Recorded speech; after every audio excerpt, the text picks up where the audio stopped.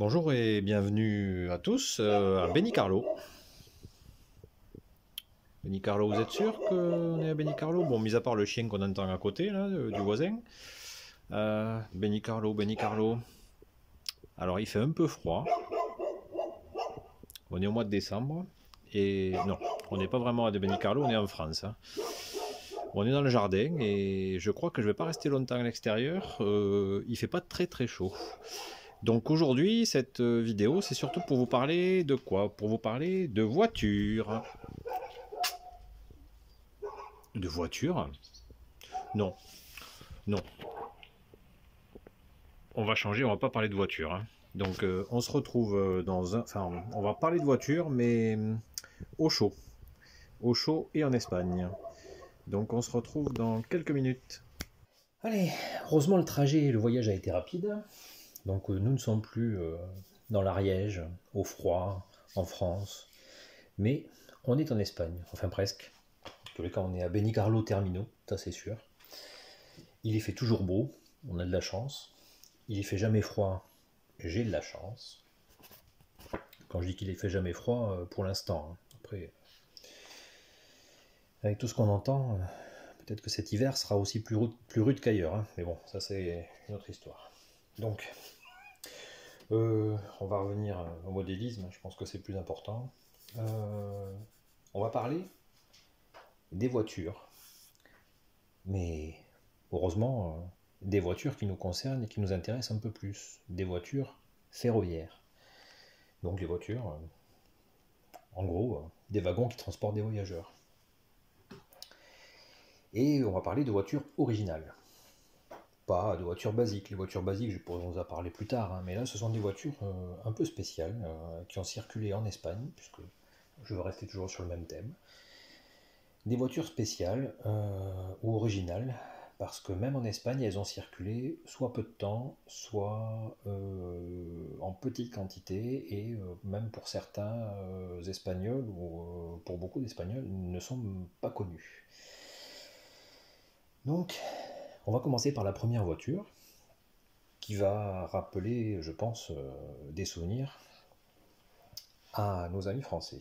On va laisser le locotracteur nous emmener le véhicule, la voiture, s'il veut bien démarrer. On va faire un petit essai. On va voir ça.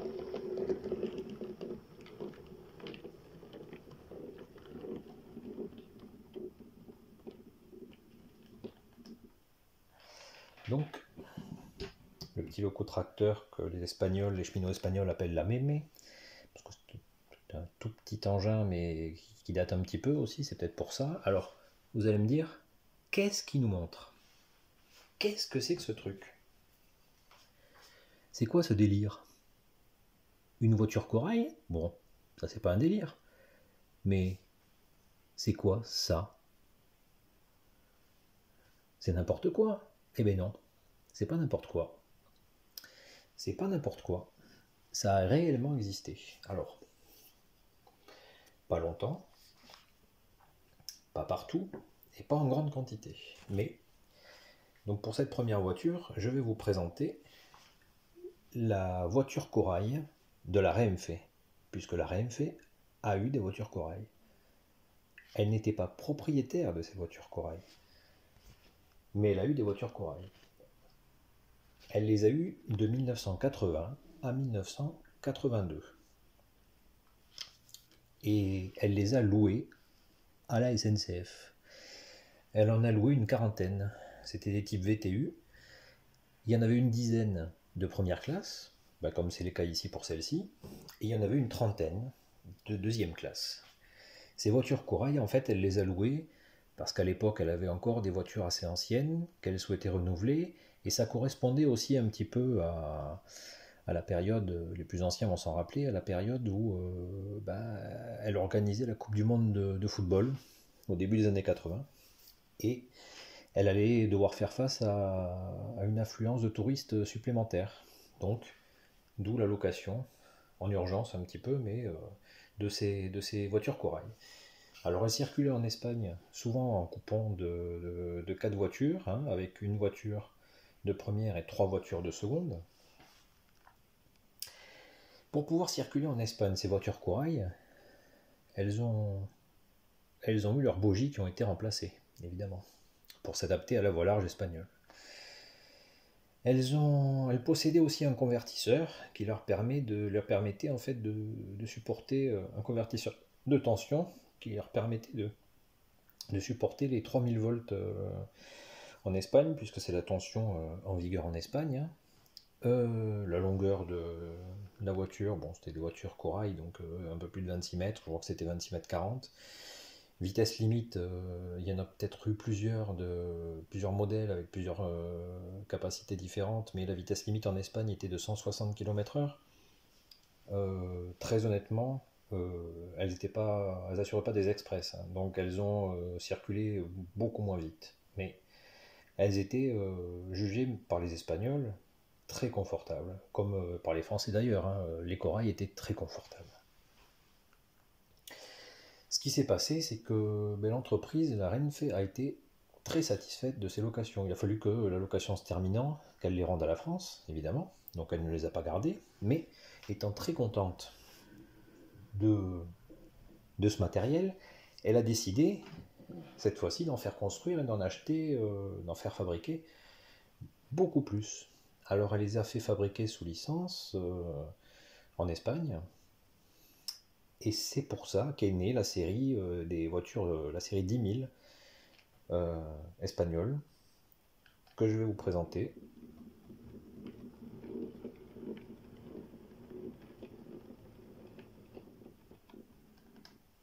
Vous avez ici une voiture toujours de première classe de la série 10 000, des chemins de fer espagnols, donc achetées neuf. Et on s'aperçoit qu'en fait elles sont très très très similaires aux voitures corail. Ils ont quasiment fait les mêmes modèles en fait. Et donc la Renfe, à l'époque, on a acheté, je crois, quasiment 200 exemplaires en première et deuxième classe. Elle les a gardés malheureusement une vingtaine d'années. Non pas que ce matériel-là ne donnait pas satisfaction, bien au contraire. Mais pourquoi une vingtaine d'années? C'est que, voilà, entre 80 et 2000, le tournant du 21e siècle a fait que la Renfe a décidé de ne plus avoir de rames remorquées, mais uniquement des automotrices. C'est le cas maintenant, il n'y a pratiquement plus de rames remorquées, ça a pratiquement disparu de tout le territoire. Ce qui est bien dommage, hein, puisqu'elles ont eu une carrière très courte. Elles ont eu une carrière d'une vingtaine d'années. La grande majorité, malheureusement, d'entre elles ont été ferraillées, alors que c'était du matériel qui aurait pu encore être conservé pendant au moins 10 ou 20 ans de plus. Une toute petite partie, a pu être vendue au Chili. Le Chili en a acheté quelques exemplaires où elles continuent à circuler. Elles ont été réformées. Elles continuent à circuler au Chili. Voilà, où elles passent une retraite très agréable, hein, je pense. Et elles donnent aux Chiliens, au chemin de fer chilien, entière satisfaction. Facilité en plus entre l'Espagne et le Chili, il n'y avait pas de changement de bogie, puisque l'écartement de voie était exactement le même. Ancienne colonie espagnole, peut-être c'est pour ça. Donc, voilà, pour cette voiture totalement dérivée des voitures corail. Ces voitures-là, elles étaient omniprésentes sur beaucoup de liaisons. Hein. Pendant les 20 années où elles ont circulé, elles desservaient essentiellement le nord du pays et l'est du pays. Puisque tout le nord du pays, on pouvait les voir entre Madrid et Gijón, entre Madrid et Santander, Madrid et Saragosse, Madrid et Barcelone, entre Barcelone et Cerbère, entre Barcelone et Valence, et entre Valence et Cerbère. Voilà. Ce modèle-là, c'est un modèle Rocco. Rocco, il ne le fabrique plus maintenant, mais à une époque, Rocco, pour un importateur espagnol, fabriquait ce genre de modèle avec cette livrée Estrella, dans les tons de beige, marron et orange, que je trouve très saillante. Et pour ce qui est, hop, je vais essayer de revenir en arrière. Pour ce qui est de ce modèle-là, alors c'est un modèle Rocco, lui aussi, mais qui est modifié par un artisan en Espagne. Je crois que malheureusement l'artisan n'existe plus. Donc c'est difficile à trouver maintenant, mais Voilà. J'ai la chance d'en posséder un exemplaire. Voilà. Maintenant, nous allons passer au deuxième véhicule. Je vous dis à de suite. Allez, on se retrouve pour la deuxième voiture, originale, spéciale, ayant circulé en Espagne. Cette voiture-là, donc notre vaillant petit locotracteur va nous l'amener. Hein. Vous allez pouvoir la découvrir.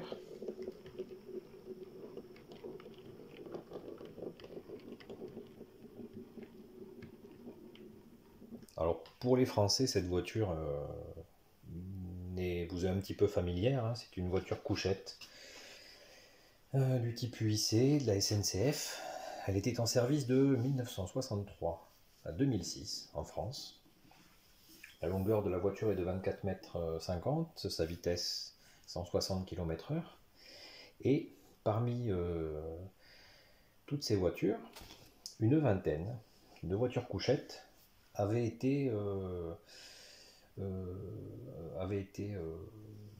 modifiées pour pouvoir être incorporées dans le train qui effectuait la relation Paris-Austerlitz-Madrid-Chamartin et qu'on appelait, qui était très connu à l'époque, qui n'existe plus malheureusement, mais ce train-là on l'appelait le Puerta del Sol. C'était un train de nuit. Donc 20 voitures couchettes qui étaient affrétées. Alors c'était des voitures couchettes SNCF hein, qui circulaient sous le régime, enfin c'était circulaient par le biais de l'entreprise SNCF, donc entreprise publique, mais elles étaient affrétées par une agence de voyage, Vastel, d'où l'appellation ici sur le wagon. Et donc ces voitures-là étaient exclusivement destinées au trajet du Puerta del Sol entre Paris-Austerlitz et Madrid-Chamartin. Elles avaient des bogies qui étaient interchangeables à la frontière franco-espagnole, à Hendaye. Avec les voyageurs à l'intérieur, on changeait les bogies pour les adapter à la voie large espagnole. Qu'est-ce que je pourrais vous dire ce train-là, donc le Puerta del Sol, malheureusement n'existe plus. Il a été plus tard remplacé par un Talgo de nuit qui lui-même n'existe plus. C'est bien dommage, mais donc voilà, c'était un petit peu le train des vacances pour les Parisiens qui partaient à l'étranger, qui partaient loin, qui partaient dans le sud, dans la péninsule ibérique. Pour ce qui est du modèle, c'est un modèle à l'échelle donc H0, pareil, de très belle facture. Hein. Les finitions sont superbes, les détails aussi. C'est une voiture que j'apprécie beaucoup, du fabricant français RE. Alors, il est quand même connu chez nous hein, pour faire du matériel de bonne qualité, un peu cher, mais de bonne qualité. Voilà. Allez, on se retrouve pour cette troisième et dernier type de voiture que je vais vous présenter, qui a circulé en Espagne. Alors on va beaucoup plus loin cette fois-ci, hein. On n'est plus en France, on n'est même pas en Espagne. On s'en va dans un pays qui n'existe plus. Puisque je vais vous présenter une voiture soviétique.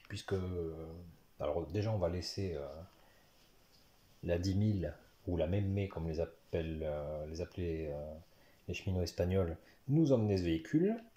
Donc elle va arriver tranquillement.